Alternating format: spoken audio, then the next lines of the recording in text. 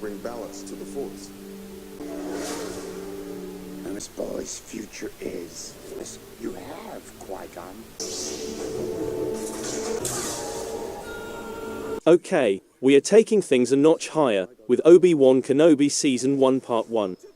Please drop a like, it really does its magic, and hit the subscribe button, because you are our superhero. Here's the recap. Go elsewhere if you were looking for escape. This is how Obi-Wan Kenobi starts in a horribly appropriate manner. It's difficult to determine if this terrible coincidence is a good thing or a bad thing at this early point in the series, the most ambitious live-action Star Wars project that Disney Plus has yet to reveal. There was a school shooting in a galaxy far, far away in the distant past. Safe. The children must... Presence. And what of the boy? In your solid commune with him, I will... Gunmen with weapons broke into a children's academy and started shooting at everything that moved. In order to keep her kids safe, a teacher gave her life and died so that they may live.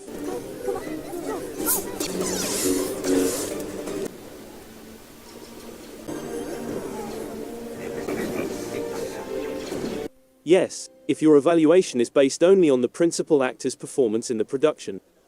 The main character, played by Ewan McGregor, returns from George Lucas's still controversial prequel trilogy.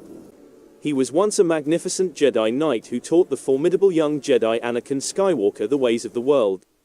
Now, in his late middle years, he is a tormented man who works merrily at a meat processing facility on the desert planet Tatooine.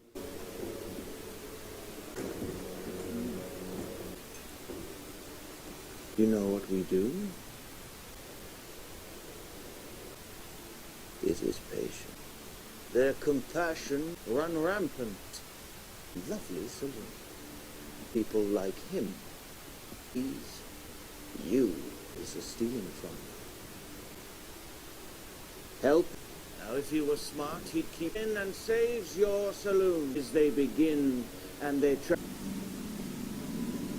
That's his day job. However, his real responsibility is keeping an eye on Luke, Anakin's hidden kid, who is being reared by his uncle Owen Lars, Joel Edgerton, who is also making a comeback from the prequels. It doesn't help that Owen wants Ben Kenobi to be as far away from the child as possible and refuses to accept gifts that the youngster leaves for him in the middle of the night. In fact, Obi-Wan's commitment to this cause is viewed as nearly obsessional, taking precedence over all other responsibilities. Obi-Wan declines the request for assistance from a young Jedi named Nari, Uncut Gems co-director Benny Safdie, when a gang of Imperial inquisitors who are pursuing Jedi show up. Additionally, he, at least initially, rejects the requests of Alderaanian Senator Bail Organa, Jimmy Smits, another holdover from the prequels, to assist in finding Luke's twin sister Leia, Vivian Lyra Blair, who has been abducted by bounty hunters under the command of a man named Vect Flea, the bassist for Red Hot Chili Peppers.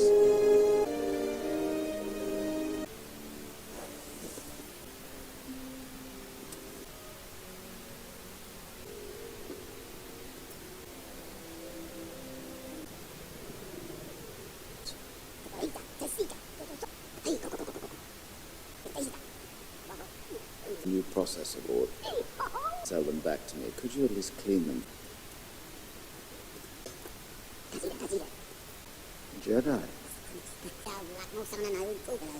Yeah.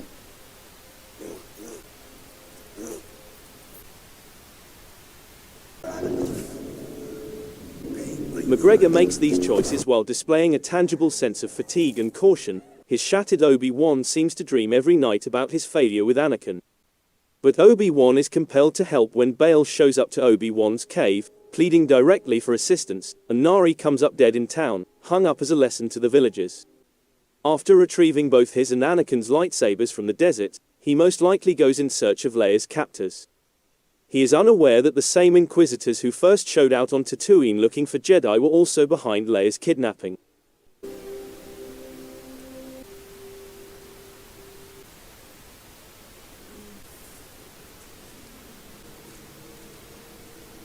I'm sorry, my name is Nari.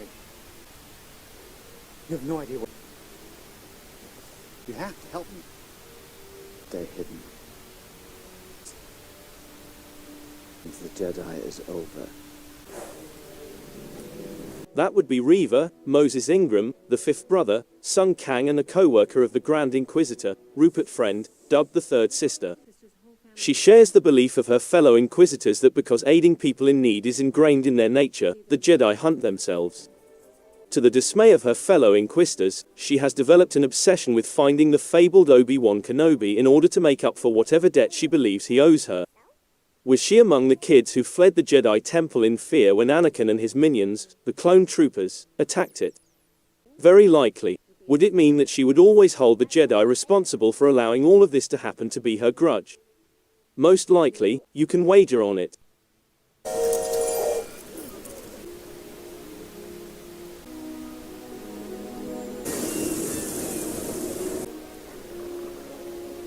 We don't need anything from you, Ben. Sexy out there. I'm asking you.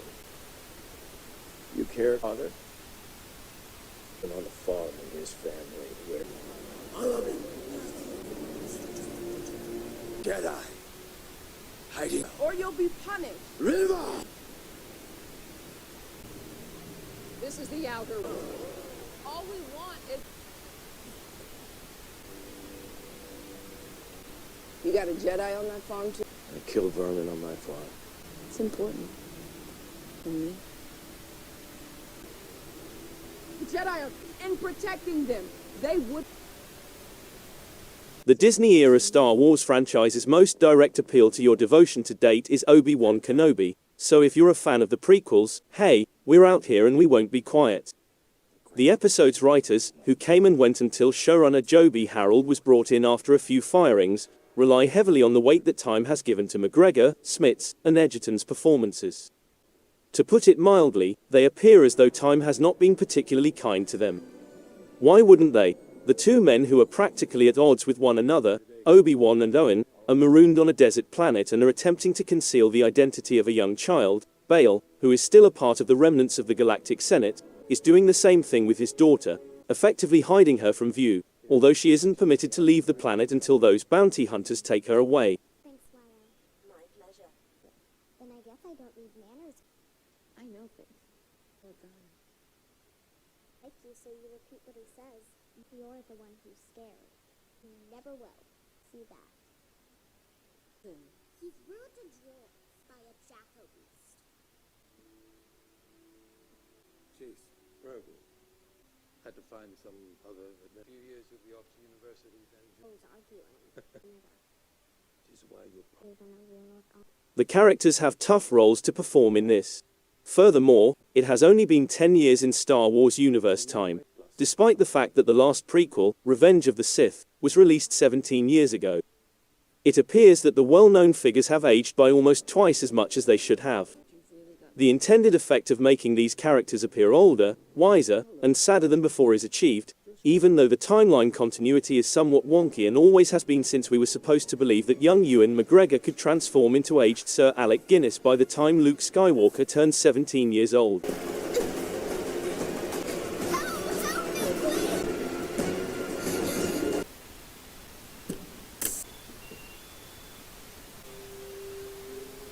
We're waiting. Not that it's become public. Obi-Wan, if Leia is important as he is, Find someone else. Shut her up.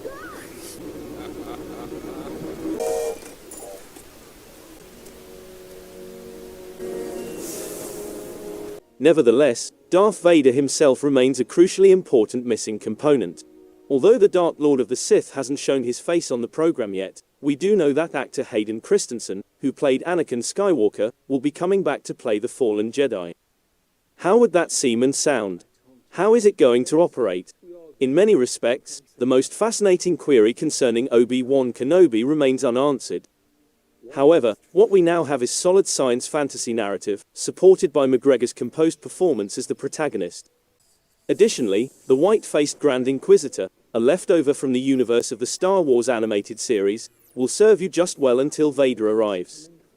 We still have more to learn, but it's too soon to say if the Force is actually powerful in this series. An additional episode is due out today. It's over with.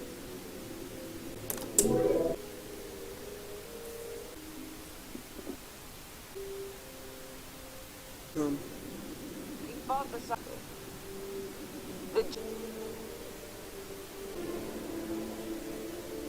you coming or not?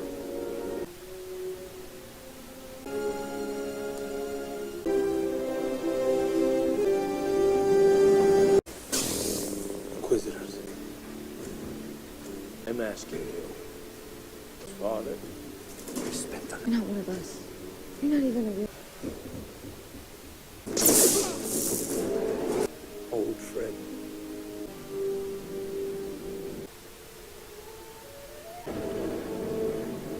It's unclear how exactly Obi-Wan links the name of his former student to Reva's first reference to Lord Vader. If he knows the name, doesn't that imply he's been aware of Vader's identity and presence all along? However, the actor Ewan McGregor's expression shows years of remorse, anguish, and sorrow as soon as he stops using the true name Anakin Skywalker. The close-up on Luke in Return of the Jedi, when he discovers Darth Vader is aware that Leia is his twin sister, is echoed here.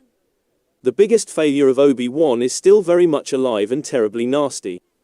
Even though he is sorry for their painful parting, he could be especially sorry for not taking his old apprentice's life when he had the opportunity to. There is still a great deal of Obi-Wan Kenobi to be explored regarding the titular Jedi's thoughts for his former comrade and vice versa. As of this second episode, we are dealing with a classic bounty hunting tale, where everyone appears to be involved in the hunt for Kenobi and Princess Leia Organa, the young girl taken hostage by the fifth sister in an attempt to draw Obi-Wan out of hiding. Plus, the plan turns out quite good. Obi-Wan flies to the urbanized port city planet of Daiyu, which is similar to Hong Kong in space, under Leia's father Bail's orders. There, he almost immediately enlists the aid of a con artist named Haja Estri, who poses as a Jedi in order to aid people while also taking advantage of them financially.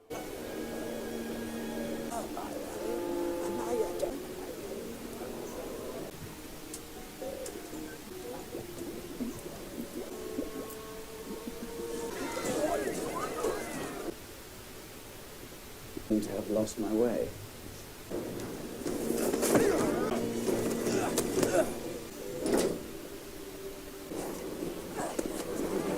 I'm surprised you fell for it. Should be here soon. Here?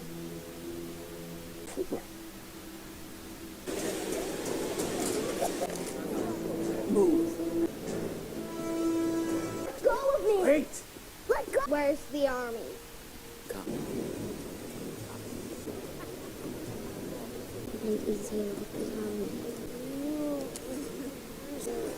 Where is he? Is that it? It's just... You seem kind of... We need to make the last transport. Child. We've done worse. You me? You left me no choice. Craving. You came to us in the world. One conned client exclaims, "The Force is so strong with you." The humorous response is, "Yeah, I know." Obi-Wan fights several guys in a corridor reminiscent of Marvel or Netflix after slinking past what appears to be an alien meth factory. He then saves Leia from the bounty hunter Vect and his henchmen. Later, Vect is haunted by the Grand Inquisitor, who seeks Obi-Wan's whereabouts and to foil his belligerent sister's obsession with finding the elderly Jedi. Regarding Obi-Wan and Leia's connection, it reminds me a lot of the restless, mouthy student versus bewildered elder warrior dynamics that were present in the prequel trilogy. Leia is reminded of something by Obi-Wan. He's talking about Queen Padme Amidala, the late mother of Leia, but he can't say it out loud. The youthful defiance exhibited by child actor Vivian Lyra Blair, however, brought to mind the interactions between young actor Jake Lloyd's young Anakin Skywalker and Liam Neeson's Qui-Gon Jinn in The Phantom Menace, or between Hayden Christensen's adolescent Anakin and McGregor's young master Obi-Wan in Attack of the Clones. We'll be back in the palace, back to normal. Call me that. And just look. He did lie. Of course he did. Leia, listen. No!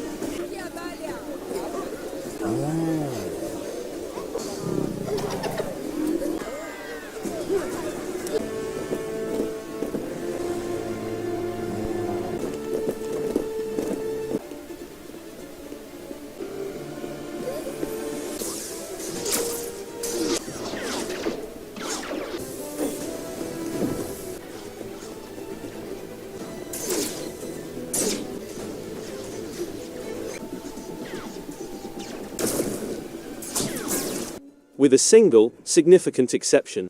In this episode, Princess Leia and Obi-Wan Kenobi's relationship is essentially rewritten from scratch. Before, he was only the fabled fighter that Leia desperately called for assistance from as Darth Vader's army attacked her ship. But because of what happened in this incident, she would now know, remember, and perhaps cherish him for saving her when she was a child. This is arguably best explained by Leia's response to him in A New Hope, where she exclaims, "Ben Kenobi," when Luke informs her that the elderly Jedi is on the Death Star with him, feeling more justified in doing so. However, they also show us an Imperial Inquisitor parkouring across rooftops like Catwoman and offer us Obi-Wan Kenobi fighting off criminals in a corridor like he's Daredevil. Anakin Skywalker, he's alive. To Obi-Wan Kenobi, the news comes as a huge blow. Reva, the fifth sister, an Imperial Inquisitor, is making fun of him. She stabs her nominal employer, the Grand Inquisitor, for interfering with the quest for Obi-Wan, demonstrating how personal the pursuit is for her. Leia, if I don't get You feel you.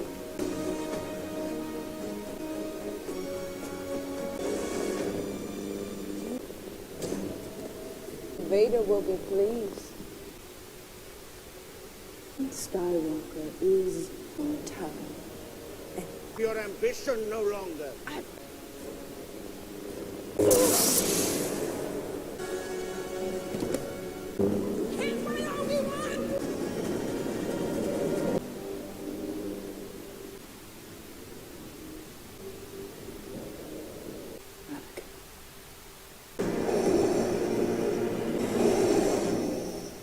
Not to engage.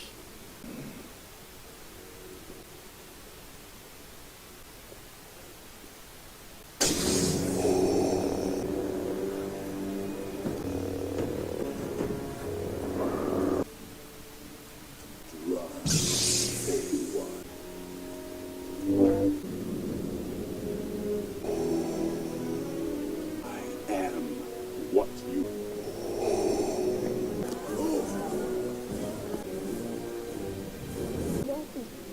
I can make it.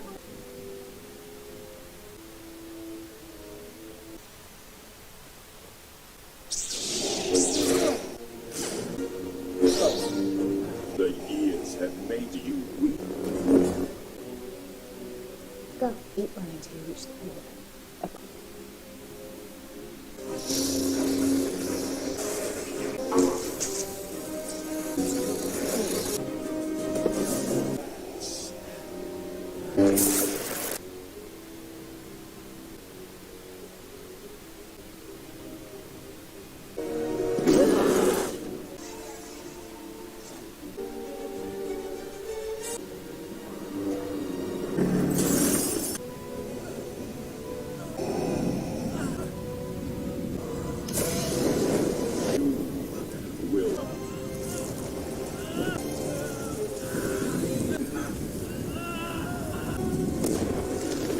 Bring him to me.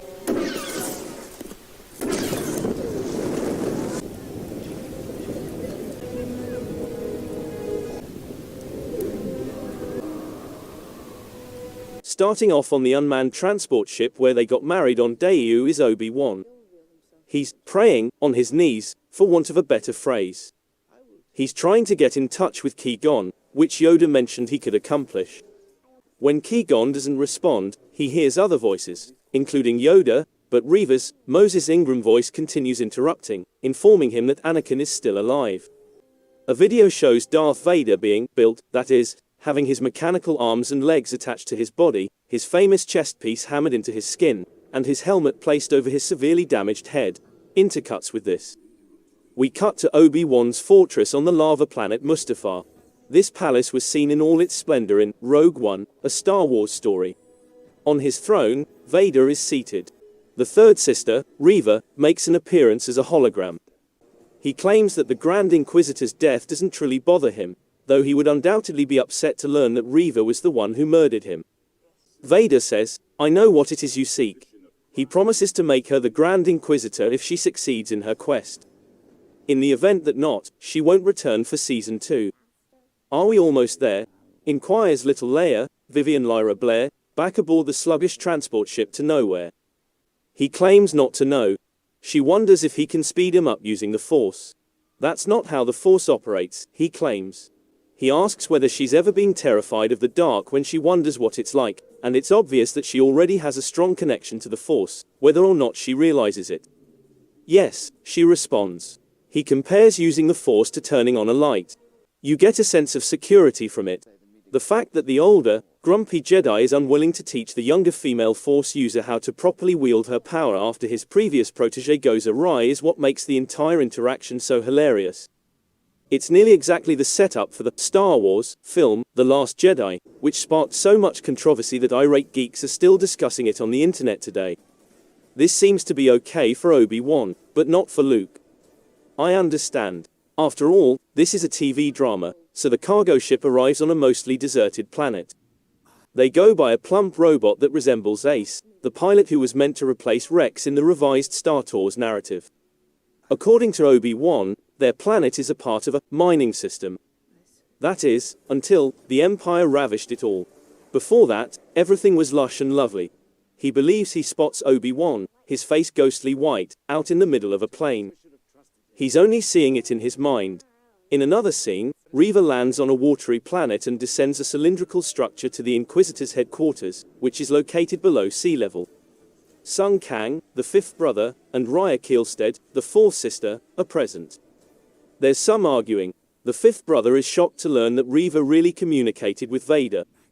She explains, "He asked me to lead the hunt." She gives the command to unleash the probe droids, the same ones that looked for Luke on Hoth in The Empire Strikes Back, after a little more deliberation. Seeing them built and dispatched to seek for spies around the galaxy was interesting. Once they return to the dusty mining world, Obi-Wan and Leia begin to correct one another's narratives. She doesn't talk, but he assures her that she will be his daughter. She asks, "I can't talk or I don't want to talk." That phrase is excellent. They stop a vehicle piloted by a moleman named Freck, whose voice is strangely provided by Zach Braff. As they hop in the rear, he offers to give them a trip to the spaceport, but they soon discover that he has an Imperial flag painted by hand on his vehicle. This is like to discovering a Trump bumper sticker on someone else's vehicle. They discover how incredibly engrossed in the Empire he is as soon as they take a seat. When a stormtrooper needs a ride, they pause and pick him up. They inform him that a Jedi is what they want. He claims he wouldn't even know how to choose a Jedi. By mistake, Obi-Wan addresses her by the made-up name Leia. Obi-Wan delivers the stormtroopers a heartfelt speech during one of the episode's more endearing scenes. He refers to her as Leia because it was her mother's name. He occasionally makes mistakes. He can't help but stare at her, unable to let go of the deceased woman. The stormtroopers purchase it, their lack of intellectual interest never bothering them. At the following stop, they get off. Leia claims to know he was telling the truth and that he was acquainted with her mother. Is he truly her father, she wonders. He expresses his desire to be her father, but he is not. He can relate to her statement that she doesn't remember her mother because he was adopted into the Jedi family at an early age and lost his parents. However, he believes he had a sibling. This may lead to new plot directions. A novel or something similar is probably already in the works. Imagine being the most hippest Jedi ever's brother, a deadbeat. Arriving to a laser gate is Freck. At the gate, Freck advises the stormtroopers to have a closer look at his passengers. They circle back and begin their search of him. The probing droid also appears and has a close-up look at him. After pulling out his gun and inserting one into the probe droid's mainframe, Obi-Wan fires multiple stormtroopers. The laser barrier cuts one in half when they fall from an outpost, which is actually very awesome. And another transport van arrives with more stormtroopers and an extremely menacing-looking Imperial officer, Indira Varma, who portrayed one of the sand snakes in Game of Thrones, before they can leave the forests, desert plains. The officer fires at all the stormtroopers just before they can unleash their fury on Obi-Wan and Leia. It turns out that she was the person Kumail Nanjiani's character Haja, from the previous episode, had urged him to get in touch with. Perhaps they will survive to leave this backwater world intact. They watch the video that the probe droid captured back in the water tower. More arguing, because that's how siblings are. They consent to visiting the planet and sealing all of its ports. They are unable to let Obi-Wan and Leia escape their leather-gloved grasp once more. They are taken to a droid factory in the town by the Imperial officer. They can get off-world information from a pilot she promises to put them in touch with. For a brief moment, I thought Riz Ahmed may emerge as his character from Rogue One, a Star Wars story, Bodhi Rook. By the end of the program, this notion was shown to be false. Leia claims she longs to return home. Another of those large male droids similar to the ones that Leia and Obi-Wan originally encountered on the planet exists. The non-Imperial commander informs them that they are not permitted to speak with the robot, which is a loader droid designed to aid with mining. Leia, who adores her tiny droid Lola, whom Obi-Wan repaired earlier in the show, finds it unbelievable that they would not let the droid to communicate. They enter a hidden chamber with the non-Imperial officer. She says, safe houses are located all across the galaxy. The path is a network that evokes memories of the Underground Railroad. Obi-Wan questions whether the Jedi are the only ones attempting to elude Order 66 and their impending destruction. No, she responds. Evidently, anyone who is Force-sensitive, even children, is hunted by the Empire. Hurt, the non-verbal large guy keeps some stormtroopers from entering the droid store. Leia, Obi-Wan, and the non-Imperial lady are making their way via a hidden tunnel. However, Obi-Wan turns to face the town after seeing a vision or other experience. There they are, the Inquisitors. Vader is the same as well. This Darth Vader is unmistakably the one from Rogue One, a Star Wars story. He is taking people from their houses and breaking their necks. Leia is sent out with their new buddy by Obi-Wan. He claims he can divert Darth Vader's attention. Get Leia safely home, please. Darth Vader is led by Obi-Wan to a mining facility. He queries the person he used to be friends with. Darth Vader roars back, I am what you made me. It's also worth mentioning that James Earl Jones, whose unearthly voice contributed to the character's initial fame, has made a comeback. A vigorous 91 is his age. While the Inquisitors are capturing individuals in the city, Reva shows up to the droid workshop and begins assembling the pieces. We may say that she discovers the hidden escape passage and notices a Jedi sign etched into the wall because this material is being cut to during the confrontation between Obi-Wan and Darth Vader. Vader and Obi-Wan are engaged in a full-fledged combat, indicating that their previous encounter from the prequels preceded the one in the original Star Wars film. Vader swings a lightsaber and says, "The years have made you weak." They eventually reach a gap. Vader scatters some sort of mineral on the floor and sets it ablaze. While fleeing down the tunnel with the non-Imperial officer, Leia assures her that she can locate the pilot on her own. Obi-Wan needs the officer lady's assistance. They dispersed. Obi-Wan is seized by Vader Force and thrown into the flames. He's attempting to reenact their battle on Mustafar, but this time Obi-Wan will be the one convulsing as his skin crumbles off his body. You're going to suffer now, Obi-Wan, Darth Vader mocks. Your suffering is not over yet. When they arrive, stormtroopers surround Darth Vader. When the non-Imperial officer woman arrives, she opens fire on the stormtroopers. In addition, she starts a larger fire that puts Darth Vader and the insane Obi-Wan in danger. When the loading droid appears, it transports Obi-Wan out of the flames. Obi-Wan is severely burned. The non-Imperial lady is targeted by the stormtroopers. When Leia finally reaches the end of the tunnel, Reva is there to greet her instead of a kind pilot. The pilot is shown dead on the soil when the camera pans down. The credits roll. Compared to the first two episodes, this one is far superior. The episode has a more luxurious appearance and features well-placed emotional moments interspersed with more skillful action choreography. Furthermore, it comes as a surprise that Darth Vader and Obi-Wan had previously faced off. Maybe they're just late? And the position of Grand... Come on, who's Force sensitive? I am...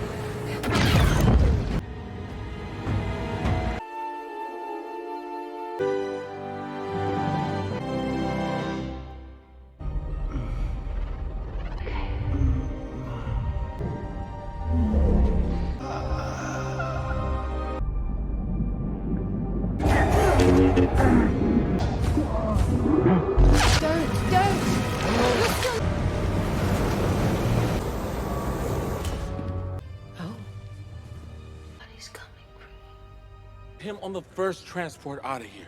Well, I wish that were true. I can't lose her. Was before we got married. We We have. It's in the Mustafars. Have no idea. Hang on. It's suicide. Oh, we need to find...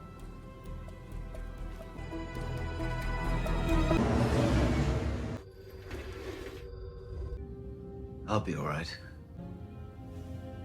You... Path? To death on Mapusa. You can go home to your path.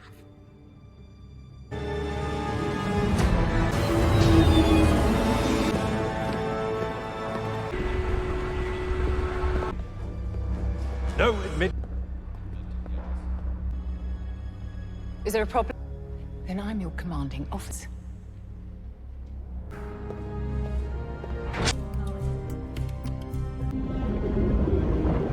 It should be right ahead of you.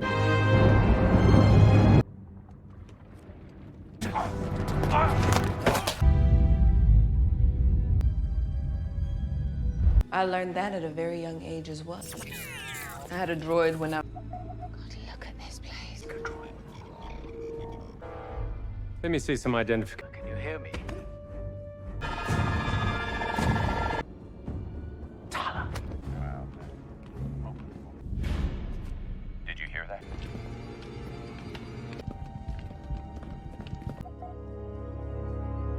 Kenobi is gone.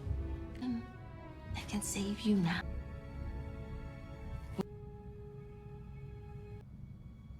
That's okay. Time to make those tears real. Greetings from the Inquisitorious Fortress. This location contains everything that a discriminating Sith Lord might want or need: Jedi hunters with a taste of the dark side, eerie architecture with a cool vibe, a mausoleum containing the frozen remains of Jedi and other Force-sensitive individuals, and an area dedicated to torturing children if one so chooses. The fourth episode of Obi-Wan Kenobi Season 1 features Ben and Tala breaking into a strongly guarded stronghold in order to save the young Princess Leia. The eponymous figure of Obi-Wan Kenobi, who alternates between Mapuzo and Jabim, is shown in the next episode of Season 1 as he enters and exits awareness. Eventually, Obi-Wan finds himself reliving his recent encounter with Darth Vader inside a Bacta tank. Because he is so determined to save Leia, Kenobi breaks out of his meditative condition. The other rebels provide Ben and Tala with some assistance in locating the princess. Sully and Roken decide to enter a strongly guarded Empire outpost on an ocean world in order to save Leia when the other rebels, Wade and Roken, become too afraid to proceed on the mission. Third Sister Reva is questioning Leia about her knowledge of the path as her rescuers are formulating their strategy. Leia resists giving information to Reva and is unmoved by her meager Force abilities. When they get to the base, Ben swims via an underwater access point while Tala enters the facility using her disguise as an Imperial officer. While Ben employs his Jedi mind powers to keep stormtroopers from spotting him, Tala has to render a genuine Imperial officer unconscious while the two are attempting to regroup. Following Reva's unsuccessful attempt to use Lola against the princess, Leia plays some sly mind tricks of her own to annoy her interrogator. Reva orders Leia to be brought to a more appropriate questioning chamber for the Galactic Empire due to her lack of progress. Ben discovers several dead bodies of Jedi and Force-sensitive people of various ages and races just as he believes he has located Leia's hiding place. When Ben hears Leia yelling, he tells Tala to divert Reva from Leia's position. Tala succeeds in removing Reva from Leia by pledging to be aware of the path's whereabouts. She tells falsehoods to keep Obi-Wan and Leia safe. Tala muddies Reva's Force senses when she says she is a spy, but for the Empire, in response to Reva's question. Tala's questioning ends as an alarm goes off. Ben sets off the alarm by releasing Leia from captivity, and the two of them flee together. Tala is able to eliminate the menial stormtroopers when she is left on her own and goes in search of her companions. Ben demonstrates his incredible Force might by holding back a cracked, pressurized window with a furious blaster shot. He lets it go once Tala and Leia are safe, showering the stormtroopers pursuing them with water jets. The three of them are able to roam around the base more freely because to this difficulty caused by the ocean. When the three heroes arrive to the cargo dock, they are stopped by Reva and some stormtroopers. Tala's deception has greatly enraged Reva until two rebel ships rush in to help Ben, Tala, and Leia escape. The heroes appear to be lost. While Sully gathers up the fleeing heroes on her ship, Wade, commanding one of the ships, diverts the attention of Reva and the other supporters of the Empire. Wade's mission ultimately proves to be a misfortune once Reva takes his ship out of the sky. Speaking about Reva, Darth Vader forces her to choke after she neglects to bring in Kenobi and Leia. Reva calms this annoyance by explaining that she placed a tracker on Kenobi's spacecraft and would eventually find their headquarters. After Sully returns the three heroes to their stronghold on Jabeam, Roken finds out what happened to his friend Wade. After that, they all grieve for their departed comrade as the rebels begin to grasp the magnitude of the battle at hand. As Leia tenderly tends to Ben, the camera pans down to reveal Lola turning on, indicating to viewers that this is the tracker Reva had mentioned to Lord Vader. On Belknap. Too many people. I'll go with him. I have officer clearance. Old and an old man. Come on, get in. With him.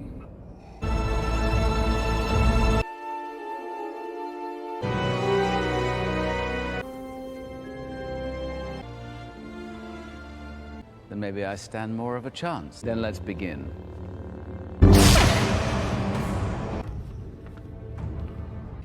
He's arriving on Jabeam as we speak.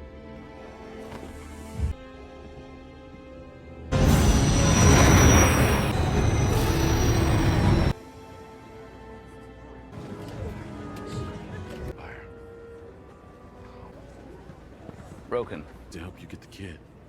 We only... All right, let's hurry it. My lord, we're... It is not them. We...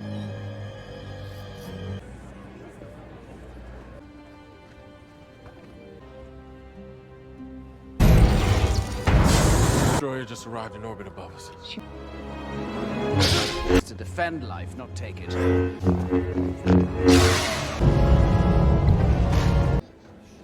Everyone, not need to fight them. We just need to... If we defend our position...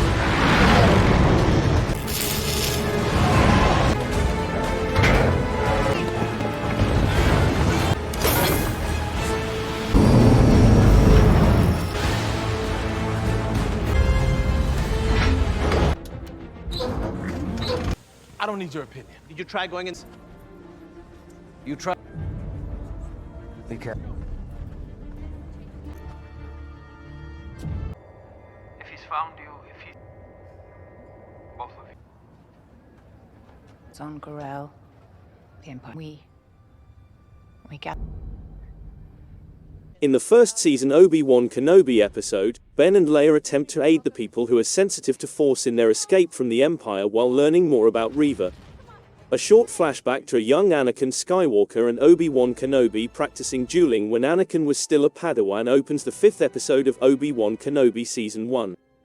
This makes it possible for the episode to go back to the main chronology of the series, when Reva the third sister informs Darth Vader of Kenobi's location. Reva succeeds in figuring out that they must travel to Jabeam, and Lord Vader elevates her to the rank of Grand Inquisitor.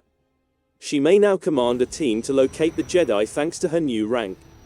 Leia's rescue crew returns to Jabeam, but one pilot is gone. Ben and Leia meet up with Daiyu's Haja Astri, whom the Empire is now pursuing after he assisted Kenobi in escaping. As they prepare to travel to the next safe place, everyone in the hideaway is on edge. Reva manages to break into Leia's droid Lola and use it to shut the hangar doors as they are traveling. This fits with everything Ben knows about his former pupil, therefore he knows this is Vader. This is demonstrated via a reenactment of the opening flashback, in which Anakin gives us hints about his potential for manipulation by the evil side of the Force. Ben rallies the common folks by telling them that they must band together in order to defend one another. They can all escape before the Empire bursts in if they give Roken, O'Shea Jackson Jr. enough time to open the doors. When Grand Inquisitor Reva and her army of stormtroopers reach the ground, they attempt to breach their gate with a weapon like a battering ram. Ben makes the decision to go to the gate and repel Reva when the door is on the verge of being smashed through. She picks up on this, and they converse with one another on opposite sides of the heavy metal slab. Ben questions her about how she knew that Vader's previous name was Anakin. She ultimately reveals that she was one of the younglings whom Darth Vader, who had just been crowned, had massacred in the Jedi Temple during Order 66. The titled Jedi Master then finds out that Reva wants Anakin killed because he killed all the younglings and her sole family. Ben attempts to persuade her to cooperate with him, but she is aware that Kenobi's Jedi traditions prevent him from wanting to murder Anakin. This entire debate ends when Reva crashes through the barrier with her lightsaber, slicing through the weakening metal. Ben and the other group members repel slowly as they repel the Empire. Stormtroopers are just behind Tala as she collapses to the ground, and her silent robot Ned B gives his life to save her. Tala detonates a grenade and closes a blast door between herself and Ben using this protection. After all of the escaping fighters and families make it to the hangar, Ben understands he has to give himself up in order to gain more time. Ben speaks softly to Reva when he is being held by the Empire in an attempt to persuade her to change sides once more. Ben is able to communicate with Reva by using this newfound knowledge about her as a youngling. Although they both know that Vader will escape, she allows Ben to return inside to wait for him. That is precisely what transpires, and it fits with Leia's plan to fix Lola and the hangar doors to allow him to leave. Haja drops the communicator that Bail Organa sent, containing information concerning Luke Skywalker that Vader shouldn't see, as everyone rushes. When Darth Vader gets to the ground, Reva tells him to search inside for Kenobi, but he isn't there. Audiences see that Kenobi exploited Vader's constant need to prove himself and triumph to let the rebels escape by cutting between Anakin and Obi-Wan's training sessions. Reva tries to kill her tormentor after making Vader appear foolish, but he stops her when he sees it coming. Before stabbing Reva in the stomach, Darth Vader maintains control of the combat between the two, much as he did in the Jedi Temple years prior. Vader is followed by stormtroopers under the command of the first Grand Inquisitor, whom Reva believed she had murdered in Episode 2. Reva is being left where they found her, in the gutter, by the Grand Inquisitor, who boasts about how superior he is to her. Reva discovers the communicator that Haja unintentionally dropped when the Empire departs, leaving her with a wound in her stomach shaped like a lightsaber. Some of Bail Organa's remarks, albeit a little broken, come through when she hears Tatooine, Vader, Owen, the kid, and the twins. Ben worries that he might not have succeeded in shielding the twins, as he did with Anakin, when he learns that Reva has learned this knowledge when they are aboard their escape ship. The tracker worked. To break. Hunting him.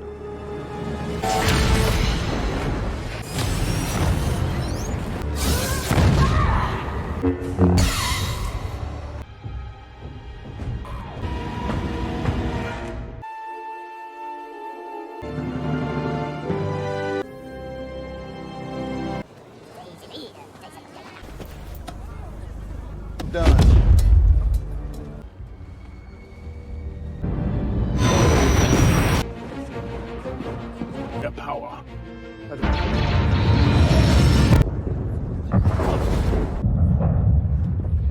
Not going to make it to Tessin, are we?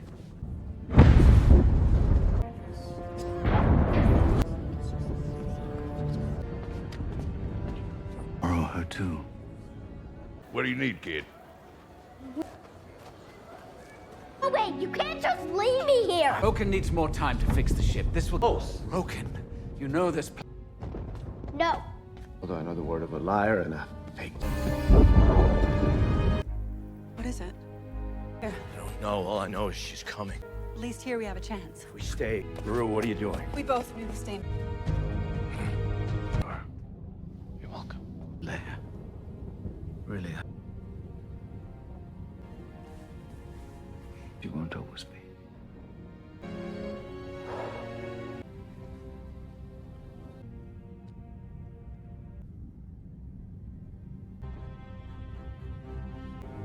It's not about us, is it? Yourself safe too.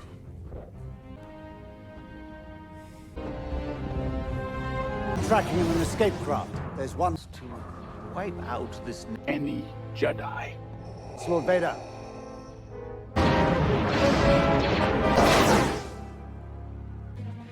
I need you to listen to me. Wait. I know.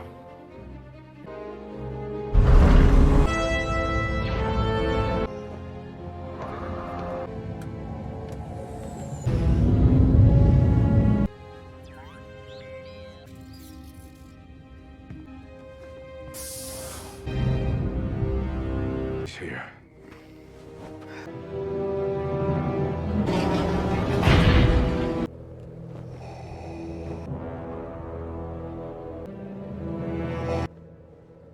Have you come to do what I must? Then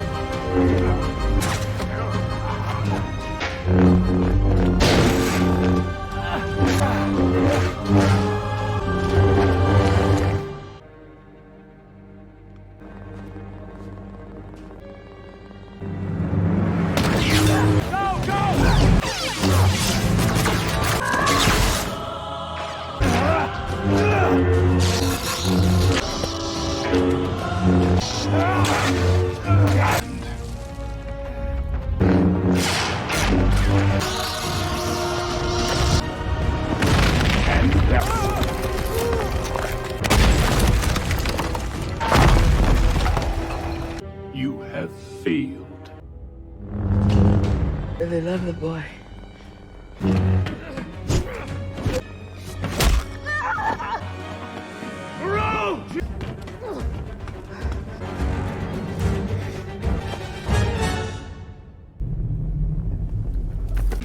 You cannot run what you made.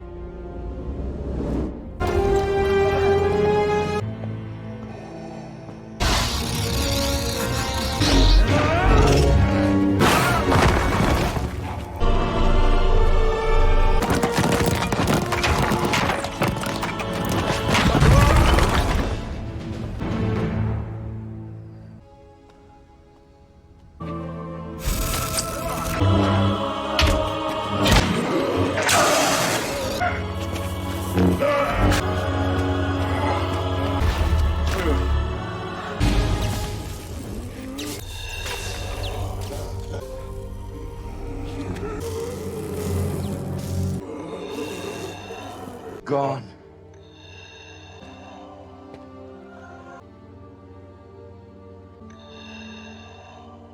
Didn't kill Anakin.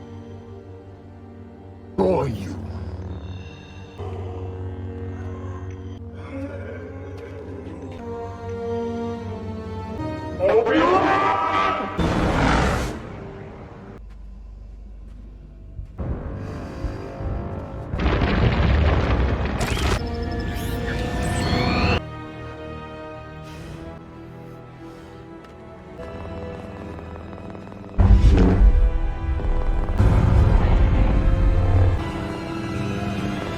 In Part The 6, tracker works. Obi-Wan, Leia, and the Rebel Path are fugitives at first. Vader is a dramatist, and Obi-Wan plays on that to allow him time to get away. Because he desires the Jedi, Obi-Wan lures him into a battle on a rocky world. The others have more time to flee since the Empire is hitting the Rebel ship very slowly and ineffectively. Reva visits Tatooine in the interim to add Luke to her list of targets for covert retaliation. Owen and Beru are tipped off, allowing them time to be ready while the injured former Inquisitor looks for them. Obi-Wan Kenobi Season 1's sixth and final episode opens with Reva traveling to Tatooine in search of Owen, a farmer. Ben Kenobi and the other survivors are trying their hardest to get away from the Empire now that they are off Jabim. Kenobi understands that Roken's announcement that they would arrive in Tessin once the hyperdrive is fixed is unlikely to come true. Though Roken is aware that there isn't enough time, the Jedi attempts to provide assistance. Apart than that, Kenobi discusses with Leia how the Princess and LOLA are calming the passengers' anxiety. Something Ben could utilize on his own. In order to prevent Darth Vader from harming Leia and the others, he informs them of his impending departure. Owen and his nephew Luke return to Tatooine and find a mechanical shop of some kind to obtain components for their speeder. Enter the seller Reva spoke with, and he starts telling him about what happened at the beginning of the episode. After returning home, Owen informs his wife Beru that they must go. Leia rushes off after hearing Ben's announcement since he isn't taking her home. The Jedi Master tries to defuse the situation with his tiny companion after Haja speaks with the young prince. When he is able to, he gives Leia the holster that Tala was using before leaving to go somewhere more private. After Kenobi is able to speak with his master in private, he tells him that everything ends today, whether Vader or he survives. The disobedient leader understands that this is not about the resistance when Roken enters and attempts to convince the Jedi to refrain from acting in this way. Ben receives his final farewell. Ben disengages from the other rebels by boarding an escape vessel. As a result of his tunnel vision for Kenobi, Darth Vader decides to pursue the smaller spacecraft. With the rebel network among their dwindling numbers, the Grand Inquisitor recommends against doing this. After he stated he needed the droid to keep himself from being terrified, Lola was hidden in Leia's robe as Kenobi landed on an abandoned area of a planet. The Jedi smiles as he walks outside to say hello to Darth Vader before their battle starts. When Reva gets to the moisture farm owned by the Skywalkers, she triggers the perimeter alarm, warning Owen and Beru. When Owen uses his blaster to divert her attention, Reva examines the premises. Luke's elders are finally eliminated by Reva, who then pursues the small child over the Tatooine sands. After a stunning battle, Darth Vader overcomes his former mentor and buries him behind a mountain of rocks. After losing some of his strength, Kenobi is able to concentrate on the Force to drive the rocks and escape. Viewers mostly watch Darth Vader and Obi-Wan Kenobi's last scenes while glimpses of Luke escaping Reva are shown. Before severing Vader's helmet, the Jedi Master is able to gain the upper hand on his former Padawan. Kenobi now has the opportunity to apologize to Anakin for everything. However, his opponent clarifies that Darth Vader, not Kenobi, was the one who killed Anakin. This is precisely the information Obi-Wan needed to hear in order to move on from the terrible loss of his friend and former pupil, but with the added understanding that he was not the cause of Anakin's demise. Luke stumbles and tumbles over a cliff on his way back to Tatooine, landing him in the ideal spot for Reva. She discovers the little child but is unable to hurt him because she saw Darth Vader massacre her fellow younglings during Order 66. Ben Kenobi is relieved when Reva brings little Luke Skywalker back to his uncle and aunt safely. Reva is emotionally divided and upset, fearing she is just as evil as Vader. Ben comforts her. According to Kenobi, she is free from her previous teachings because she decided not to, as a result of these occurrences. In a brief moment, Emperor Palpatine and Darth Vader are seen discussing their plans, and the Sith Lord is making sure his student isn't letting his previous life interfere with this one.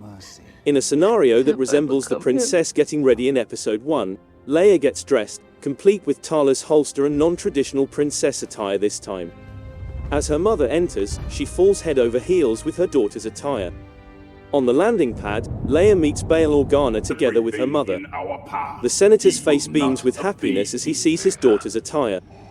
In order to guarantee that Leia will be the greatest leader their people could have, the two decide to make positive changes.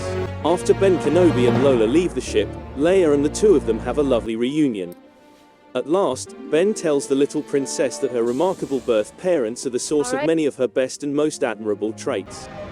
Leia finds comfort in this, but she refuses to allow the new knowledge dim her appreciation for her amazing and very real adoptive parents. Later on Tatooine, Ben approaches Owen's farm and tells Owen that he is certain that Luke is safe with Owen and Beru watching over him. After that, Owen lets Ben see his nephew, and Kenobi greets the crowd with a classic, "Hello there." While returning to his Tatooine home, Kenobi is traveling when he notices a phantom presence. In spite of what really happened on screen, Obi-Wan Kenobi, like all Star Wars storylines, is able to leave the audience feeling hopeful. Little Leia has more than demonstrated her abilities. Little Luke is doing okay. He has a striking similarity to Jake Lloyd with his Skywalker gaze down. I'm interested to see where Reva's narrative goes from here, particularly if it gives McGregor and Ingram more time together. Vader, however, can spend some time in the toy box. I must constantly remind myself that he is a terrifying force and not just a relic from the past after this conclusion.